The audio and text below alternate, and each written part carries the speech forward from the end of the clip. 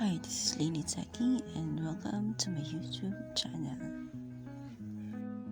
Ang pag-uusapan natin ngayon ay yung mga common issues na nai-encounter natin sa facilities management or facilities maintenance.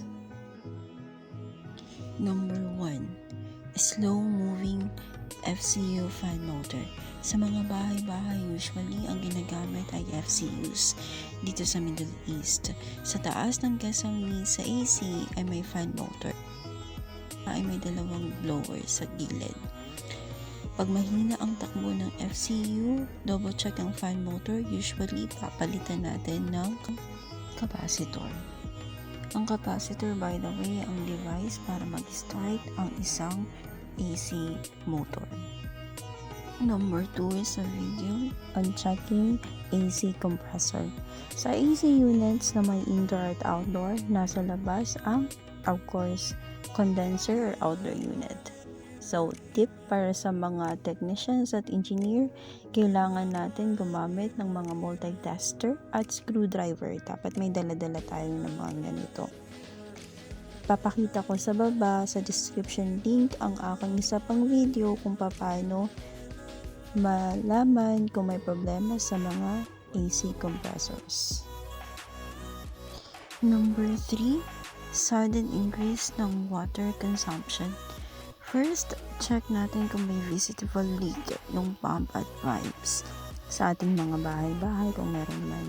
Second, kung may pump sa taas, i-close ito at pati na rin ang mga valve. Then check kung yung metro ay umaandar. Kung maandar pa din, check mo kung ang labas ng bahay ay may water leak, kung kailangan maghukay, gawin po. Kasi minsan yung mga pipe ay may butas. Katulad nitong example na video. Nasa labas siya, paghukay ng aming technician, may nakita kaming ugat ng puno na nakasangga sa pipe kaya nasira. Outer masonry and painting. Sa masonry, kailangan pong check kung ano yung kailangang ayusin, kung babakbakin ang wall at least 3 to 5 inches pa. Gamit ang compound before ang branded na filler, kailangan din gamitin. Tapos, dun ka nagagamit ng primary paint at finishing paint po. This video is an example of clogged drainage sa labas ng bahay. Tip po sa lahat, huwag itapon ng basta-basta ang mga mantika sa drainages o sa mga lababo kasi pagkalipas ng ilang oras at lalo na pag matagal-tagal, nagkukumpul-kumpul ito, tumitigas at bumabara sa mga pipeline natin. Doon nagkakaroon ng clogging. Dito sa video na ito, gumamit na kami ng pressurized pump para matanggal yung clogging kasi medyo matindi na yung pagkakasbara. The ant is going in the rubber here. If you guys can see, they made their house in this rubber. From the window, rubber in the living room. This side.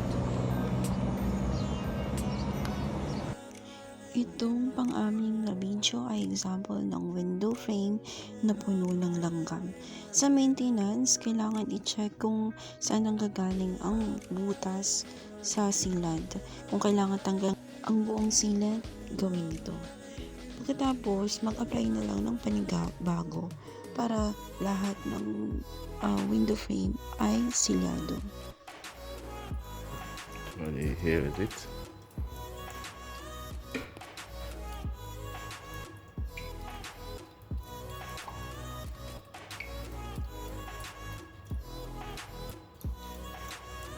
This video shows an AC na may leakage. Pag may nakita kayong may leak sa AC, kailangan i-off muna ang AC, wag muna pagganahin. Habang wala pa ang technician, tanggalin muna ang access panel para makalabas ang tubig at make sure na walang tubig malapit sa mga wiring sa kesame or sa mga lighting para walang mangyaring short circuit.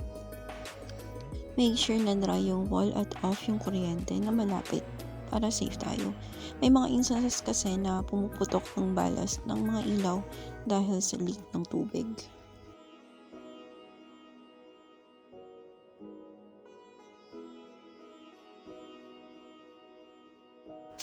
Biglang pagkatanggal ng tiles sa mga pool. Naranasan nyo na ba or na-encounter ang mga ito? Pag nakasubmerge ang tiles sa pool, kailangan muna i-drain lahat ng tubig sa pool. Kailangan mag-dry completely. Then, pag nag-dry na, doon pa lang natin maaayos yung problema. Tatawag kayo ng mason, kailangan flat yung surface na pagkakabitan muna bago maglatad yung mason ng semento para sa mga tiles. Maingay na pump. Pag may pump kayo sa building o sa bahay, check nyo kung abnormal na yung sound o parang mas maingay na siya kaysa sa dati or parang may naiibit. Usually, pinapalitan ng motor bearing.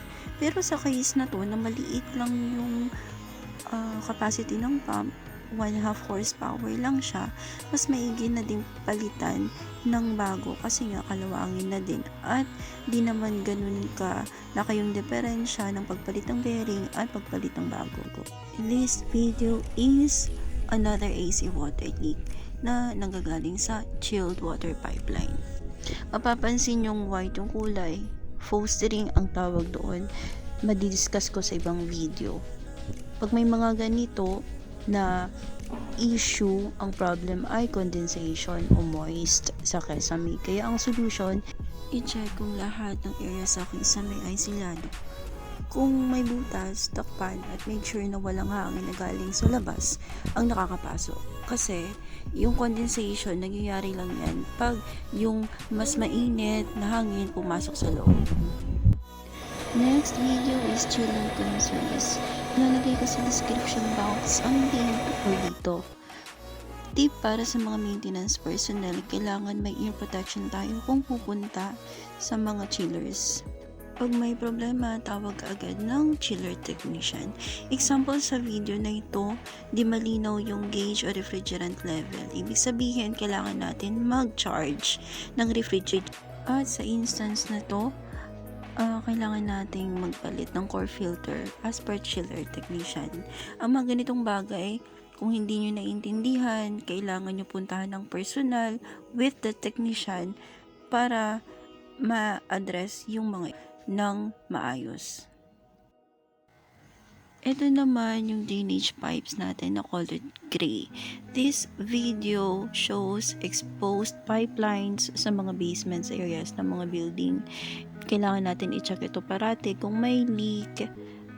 Dahil pag yung leak ng tubig nangyari, kailangan ng agarang aksyon. Imagine mo kung may leak dyan at hindi ka agad naayos. Masisira yung isang buong pipe. Ang haba ng pipeline na yan, ibig sabihin maraming tubig yung lalabas. So, as much as possible, dapat walang leakage ng tubig sa isang building.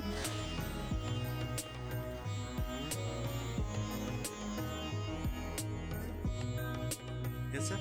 Open one, sir. Yeah. Because I closed last night. Yeah, this close, this tanki is off. This Sunday, this replace. Okay, sir. This video shows a leaking water heater. Usually pag ganito, palit ka agad ng heater ang solusyon. Kaya kailangan para sa mga may water heater, mag-ingat din sa paggamit.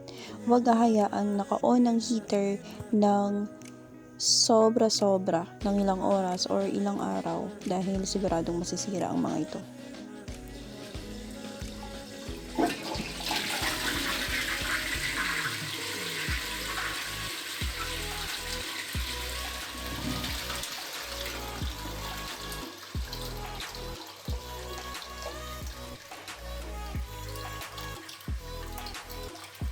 Familiar na continuous flushing ng mga WCs natin.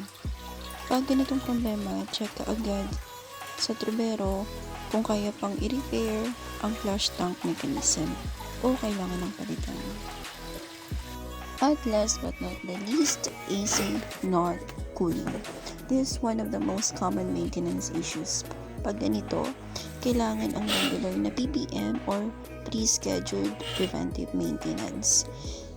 Kailangan natin ng cleaning ng FCU coils or filters, At kailangan din ng checking ng fan motor units, blowers, etc. Mas maraming regular na PPM, mas maganda yung takbo ng AC natin at mas lalamig pa. Hope you learned from this video. Thanks for watching.